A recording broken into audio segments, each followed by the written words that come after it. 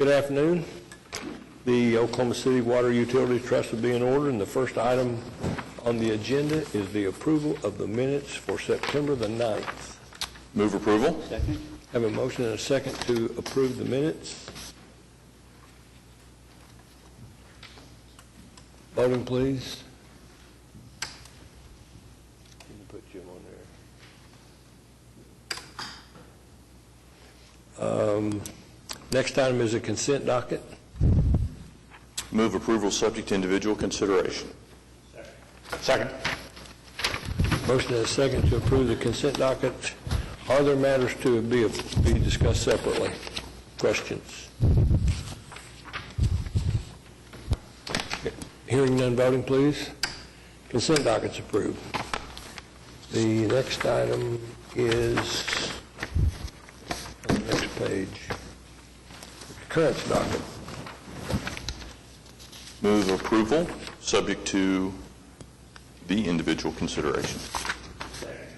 Second.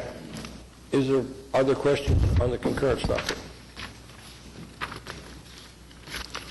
Hearing none, voting, please. Concurrent docket's approved. Next item, a staff proposal concerning the proposed electronic billing system. Mr. Chairman, about 18 months ago, before we completed the cost of service study, we visited with you about alternatives as we improve our automation program that might include convenience fees. Today, staff's going to present a concept for your consideration. It is not a family of concepts, and we, of course, are looking for your feedback. Alan McDonald is our Utilities Customer Services Superintendent, and he's here to visit. Good afternoon, Mr. Chairman and trustees. I have a brief presentation to propose an incentive on our paperless billing program. Credit and debit card fees are now a little over $462,000, and those increase roughly 15% a year. In September of 2012, Cole Hargrove, Snodgrass & Associates polled customers about their billing and payment preference. 87% of those surveyed said they would consider electronic billing if it was secure and easy to use. 45% of payments are made with paper checks currently, while 55% of payments are now electronic. And that's going to be, we're going to continue to see more electronic payments come in as the paper check is frankly over time is going to go away. When we looked at the cost on an annual basis, the cost for bill production and payment processing is roughly $2.5 million a year. And based on 200,000 accounts, the average cost per customer comes out to $1,250. And the average cost, the monthly average cost per customer is $1.04.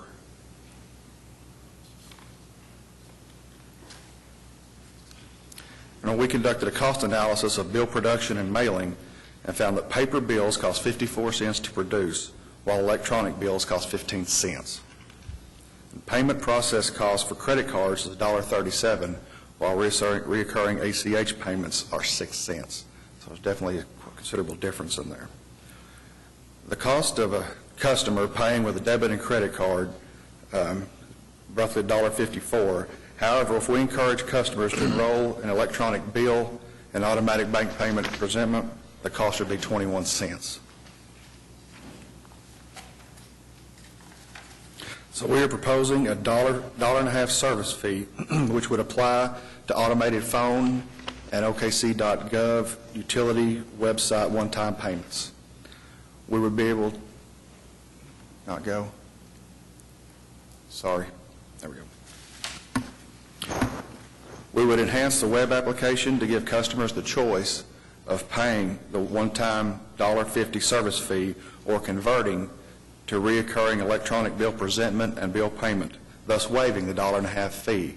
And at that point, the customers would also begin saving $1 a month. The service fee is designed to offset debit and credit card and electronic check transfer costs.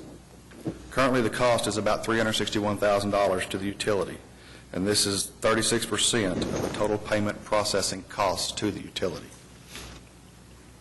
And based on 42,000 accounts or debit and credit card and electronic check payments processed monthly, the potential savings is a little over $33,000 a month. What's the difference between the one-time electronic fee and if we set up a recurring, it looks like we're charging 50 cents for recurring?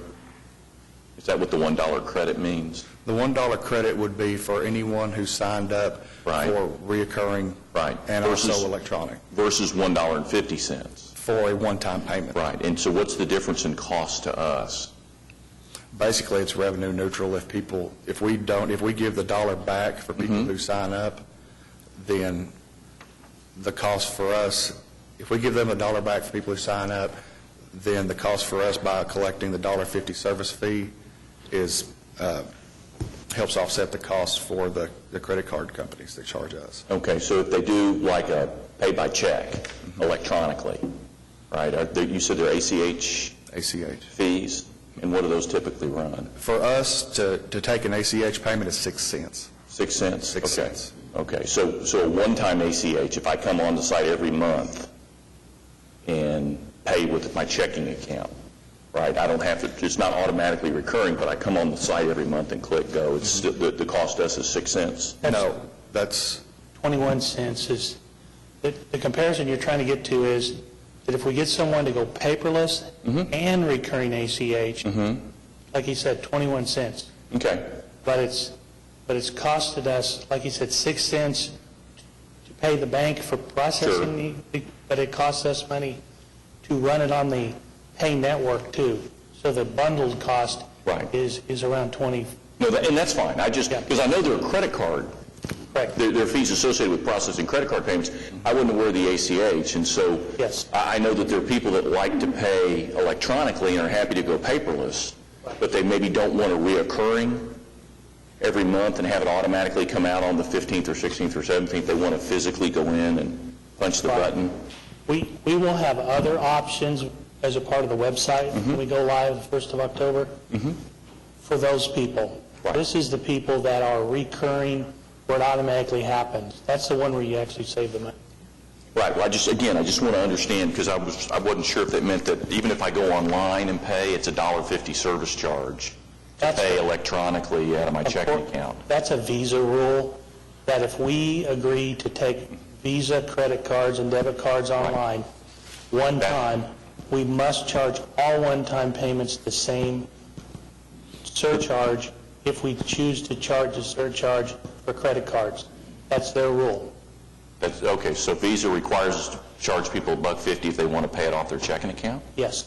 Interesting. But if the way around that is, it's called a separate pay channel, is that we're going to also offer push text, and we're going to also offer what's called a smart PDF payment, where you can see your bill electronically, where you get it in the mail electronically, and push a pay button. Those will continue to be like a one-time Right. ACH, although we will shut off the 54-cent charge for getting the paper bill generated and the postage. Those are different programs than this one. Right. This is the one that's for auto pay. Well, no, because I agree, we need to get people paperless as quick as we can. Yes. And as many options to pay electronically, we ought to give them and look for ways to, pass through whatever savings we have. Thank you for that clarification, I appreciate it. Have we done a survey to determine how many people have computers? We have looked at that before. I've got that information in a file, but I'll pull it up while we're looking. But the people we're targeting are the 55% of the customers that have a computer that go online and pay electronically, but they get their bill paper right now. That's the people we're targeting. Right. So we can say 100% of them do because they pay electronically. I had a couple of comments. One is the fact that I tell you that I was just advised by Cox last month that I don't have a choice. That I will be getting, I've always been automatic debiting, but I will be no longer getting bills from them. They will be electronically emailing me the bills. I won't get a paper one anymore. That wasn't a choice that I executed. That was dictated by the utility. Going back on to what Pat said, when I was utilities director, and I know it's been a long time ago, but it has been. But the fact is that I was really taken by the number of people that don't have not only don't have access to computers, which wasn't that big a deal back then, but don't have checking accounts. Right.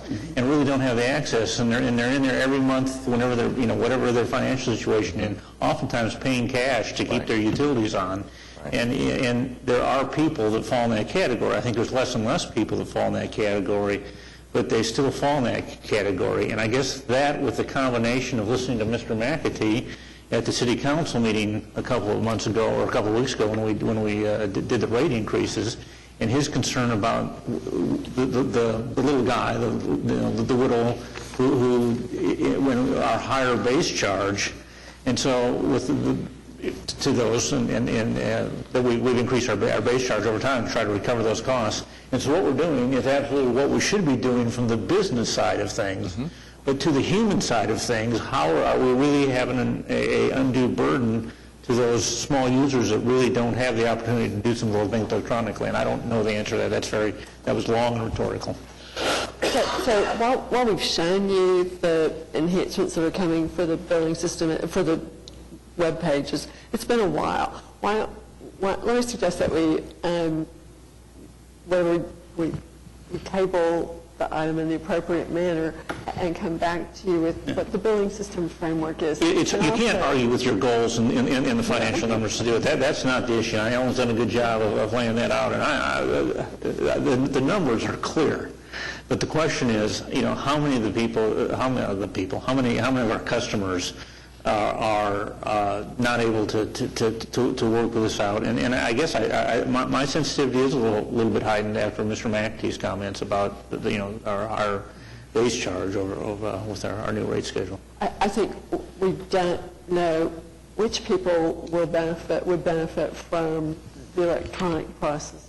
But we know that our small users are as often as not, actually some of our more affluent customers.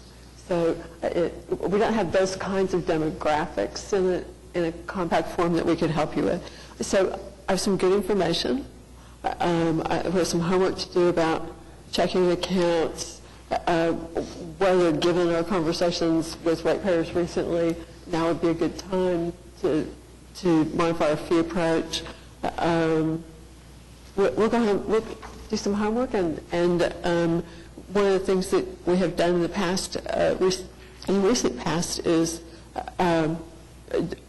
telephone surveys and focus groups with customers on a topic. If you believe we could get a good response, a meaningful response from that kind of process, we'd be happy to do that. How would I pay my bill now? I get a paper bill, the charge is automatically deducted from my checking account. We're hoping to push you to get an electronic bill presentment. I have to look at my computer once a month at least. And continue to do the exact same thing you're doing. We're thrilled that you're doing that. Now, would I just look at the bill and see it's going to cost X dollars and not worry about it from there? I don't have to do anything else? Yes. Right. Okay. You get an email alert that your bill's ready, and you can click and then log in, look at it if you want to. Now, we got a lot of different ways that we've talked about in earlier presentations about how customers choose to pay their bills. They pay them based on their own personal choice. What we're doing is actually giving them the choice to go this direction or choose another. As an example, banks, a lot of banks have free payment services already. Right. That's something I use, is that we have all of the things we pay regularly on a bank account, and we go in, and once a month, we just push a button, and it pays those bills when we want them to be paid. It costs us nothing. Right. Okay? And it costs the Water Trust 30 cents every time a customer makes a payment on one of those bank sites or credit union sites to make a payment. So if the problem we have is they're getting a paper bill for 54 cents and they're paying for 30 cents, so that round trip's costing us 84 cents. What we're trying to do is get people to combine going paperless, so that how you receive your bill and how you pay your bill, we want them to bundle that so that the Water Trust and the customers pay the least amount of money for that. Okay, that's what we're trying to do. Now, Western Union's going to go live starting in October. It's going to charge $1.50. The kiosks that are all over town, they're $1.50. They take cash, okay? So these various places that you go if you want to make payment with cash are already out there, and it costs them less to do that than it does to pay for parking and come downtown and pay. So, and there's an attachment on your handout that shows what the other utilities in town already charge for a similar fee. It's attached on there to show you that we're on the bottom edge of that number, just trying to cover the minimum costs. And currently, the people who want to pay with cash will still be able to. We only take 1,900 payments a month in the walk-in, so that option's still available at this point. And there's also the kiosk if people want to still pay with cash. And how many transactions occur at kiosks with cash? Do we know? I don't know that right offhand. Is it similar to the walk-in cash payment? No, the walk-in is very, very, very minimal. Right. So we're thinking maybe a couple thousand? It'll be a few more than that. Okay. My reflection is it's about $7,000 a month. Yeah, because that's the unbanked phenomenon that Jim was talking about, and there is a surprising number of people that operate on a purely cash basis, and while it's not something we might feel Well, and comfortable some doing, of it's philosophical. No, and that's the point. Yeah. And at the end of the day, you know, we have our own individual perspectives and point of views and preferences, but we need to provide as many options as are reasonable for all of our customers, constituents, citizens of the community, kind of a thing. Now, I'm also willing to say, and if there are additional costs associated with those options, then those that choose to use it should probably pay for it, and that might impact their decision. Right? 6% of our payments come from kiosks, Okay, that's interesting. Yeah, about $11,000 a month. yeah, okay. That's still quite a few. It is. It's a lot, thinking of folks that operate all cash. Right? I think it's important to cut our costs whenever we can, but we need to realize we have a constituency out there that don't have access to the kind of things that Brett was talking about, or even checking accounts. I know when OG&E several years ago went to direct deposits, we found we had employees without checking accounts. And they got their check, took it to the bank, and got a handful of money, and paid all their bills that way. So we need to be sensitive. There are still some people like that. And like Jim said, on the Cox, I got a notification also, but they know I have a connection with Cox. I mean, that's my internet and my telephone and several other items. But so they didn't have any problem but notifying me that they were changing their system. The water department, OG&E, ONG, they don't have that same guaranteed looking at content.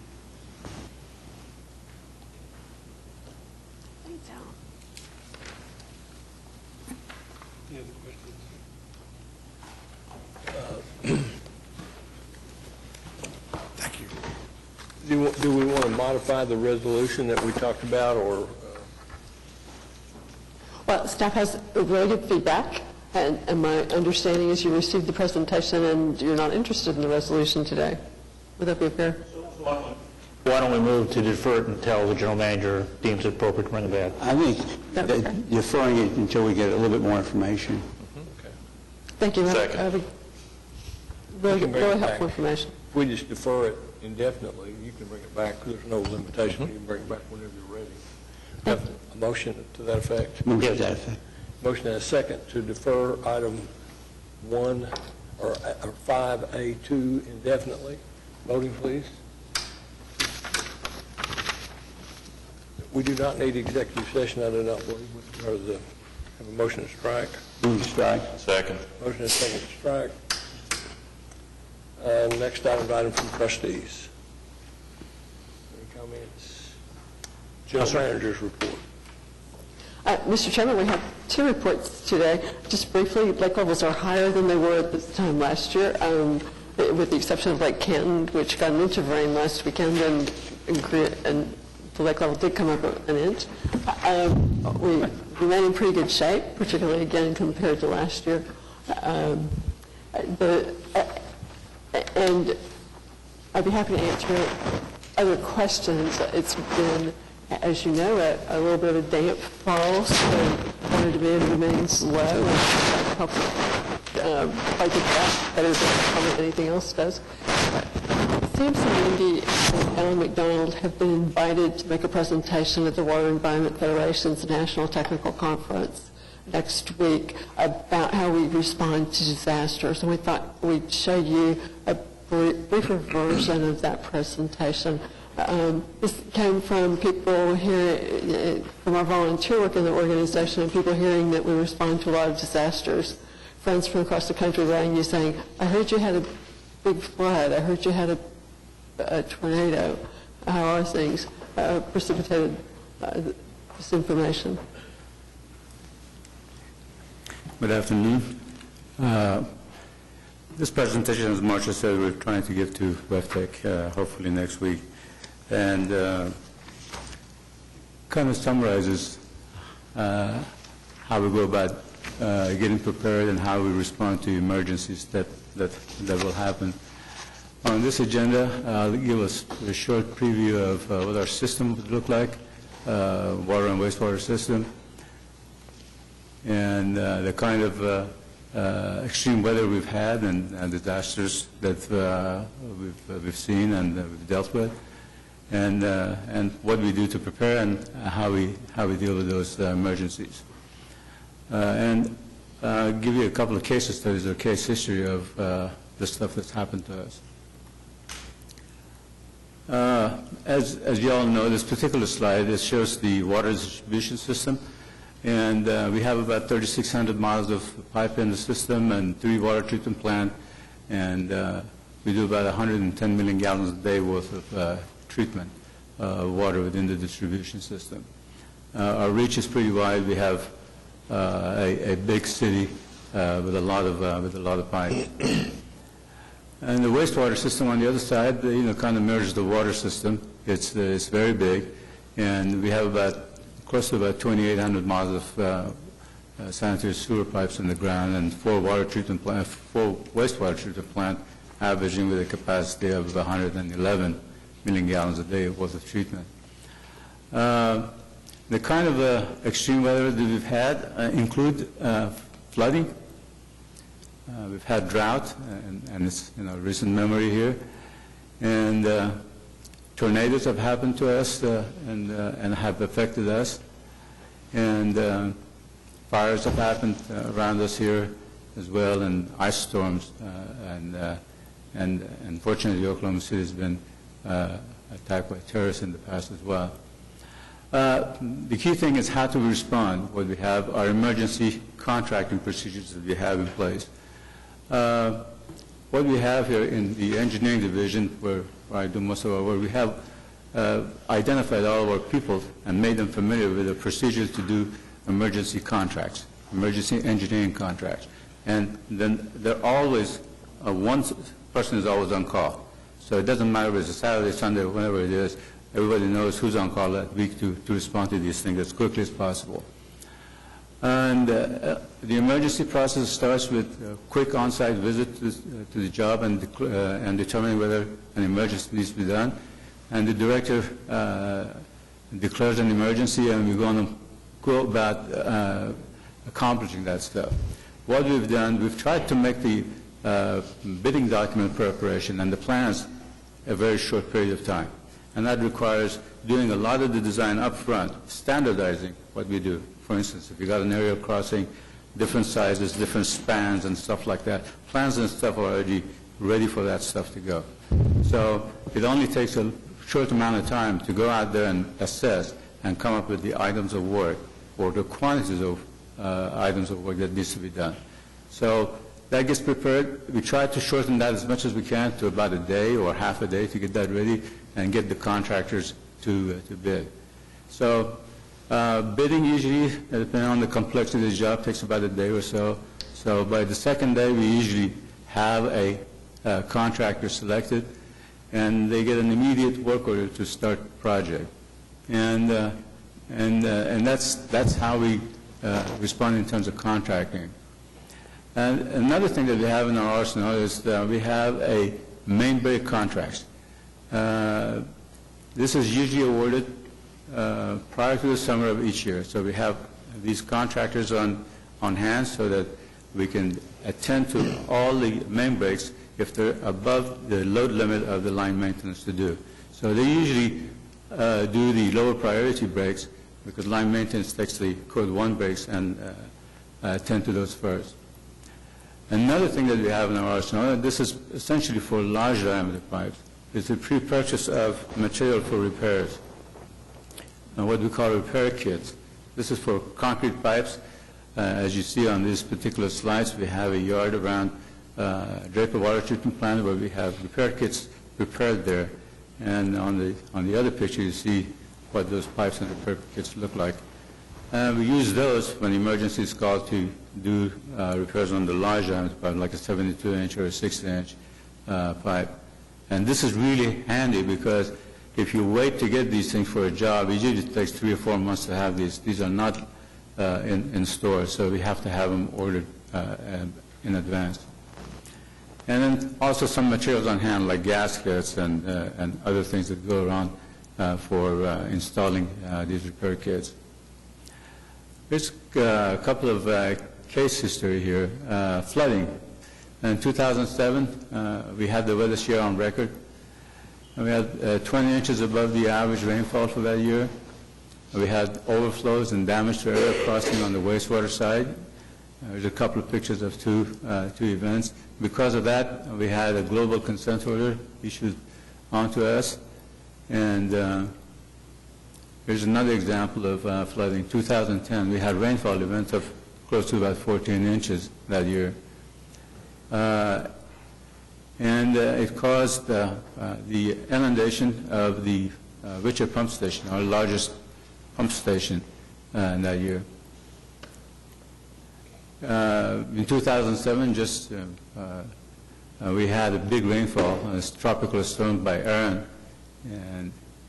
and it was really a lot of water coming to Oklahoma City. Here's Witcher pump station during the flood of 2010. Essentially, it covered the whole pump station, and put it out of business for a couple of days. During that event, the dry well got flooded, and that's what it looked like when it got flooded. And we dewatered it and cleaned it up after the event so we can continue the work of pumping. The event started on June 14. The site got flooded. And then we awarded the contract to a contractor by the next day. And we were able to do temporary pumping of the pump station by June 19. All of that stuff for the damage that was done, it was pretty good recovery. And then what we did, we came and decided that this is something that we cannot really tolerate. It's a critical facility, so we wanted to have a more permanent protection for the facility. So we put a dike around the whole pump station in 2013, and that has worked really well so far for us. Another case history is the drought. 2010, drought started, and 2011 was the hottest summer of record. It was the peak of the drought for us. 2012, drought continued, and the impact that it had on our water system was increase in main breaks, which we had to deal with. And then it also created our highest record of peak demand, about 203 million gallons a day, a little over that. And in the same period, in 2011, we had a big break on the 16-inch water line that's coming out of Draper.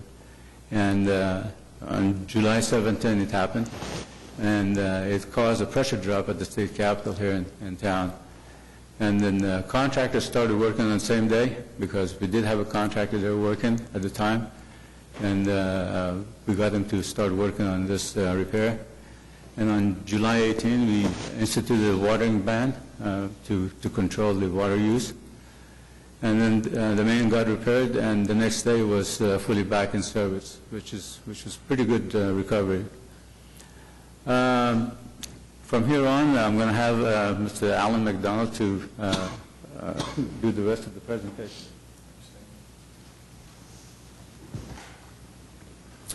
Okay, from a line maintenance perspective, the water main breaks in 2011. It was 2011, fiscal year 2012, and frankly, we started seeing a significant increase in breaks. It was hot, dry, pretty miserable that summer.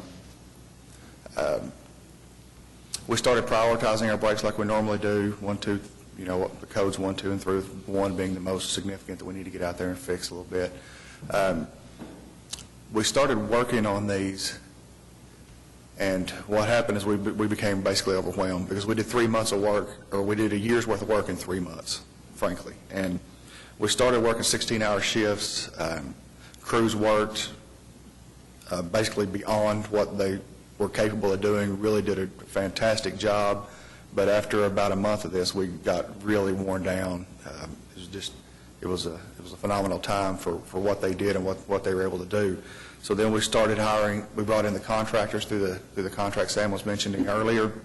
We started working 12-hour shifts and added some night shifts and started trying to switch people around, give them some days off, some time to rest, recover, because we didn't really see an end in sight. From July till September, it was just one after the other. And these are some pictures of some water main breaks that we did work that summer.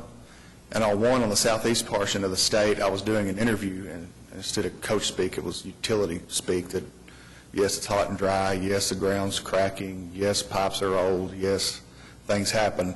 The crew had just finished the repair, went to pressure it back up, and it blew out again 3 feet from where they just made the repair. And that's the kind of thing we saw, frankly, a lot of the summer. And this is a tornado path from 1880 to present in the metro area. So you can see that we have had a considerable amount of tornadoes. I've lived in Oklahoma my whole life, and I've never seen one, but they're obviously there.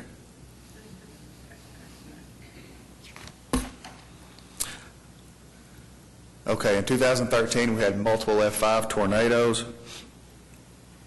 Draper, obviously our biggest water plant, was without power, and we had some aerial crossings damaged. We had a fire hydrant knocked off from a tree slamming into it. And from a line maintenance perspective, what we did was we had to wait for the electric and gas companies to shut down everything, make it safe for us. And then we started going in there and removing sewer service. And what we did is we would cut it off at the main, put a riser up, just like you'd see in a new subdivision, where when people got through cleaning up their property, they could find it real easy, reattach to it. And we started pulling meters where we could find them. But the debris got pushed to the front. Most of the meters were in the front. A lot of them were buried. But we pulled those where we could find them, so when they did demolish the houses or tear them down or whatever they were going to do with them, we didn't have to worry about it tearing up our infrastructure. And with Draper was out of power, went out May 20th. When the tornado went through Oklahoma City and parts of Moore, it lifted right before it got to the Draper plant. I think that's twice that's actually happened. We lost power at Draper, and we utilized our existing contract for an on-call generator to get there, which was really great. And on the 21st, power was restored.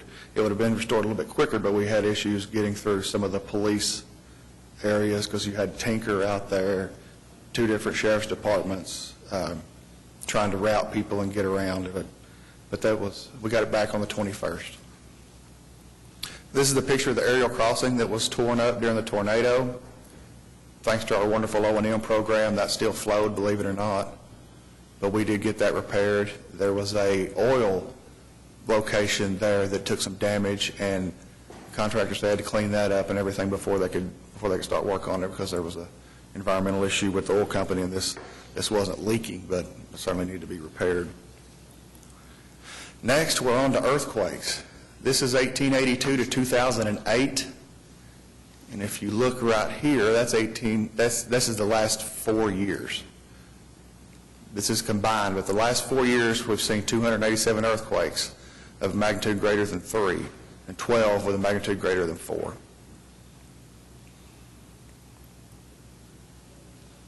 You can see by these graphs, the top one is the total number of earthquakes since 1975.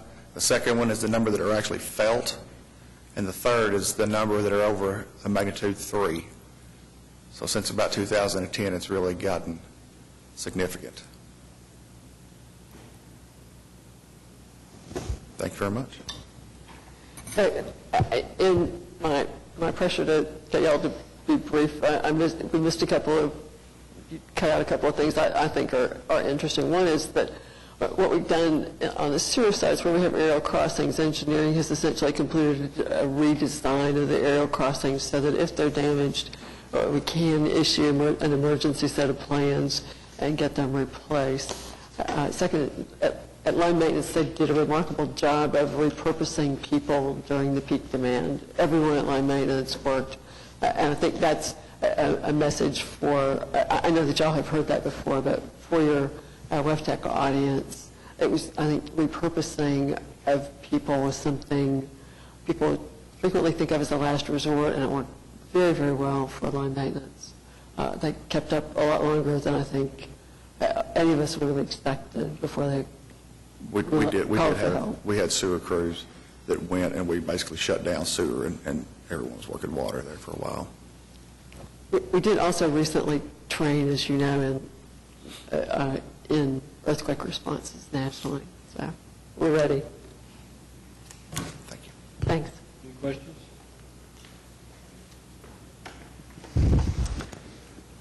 Next item is citizens to be heard. Anyone want to talk to us? Hearing none, we're adjourned.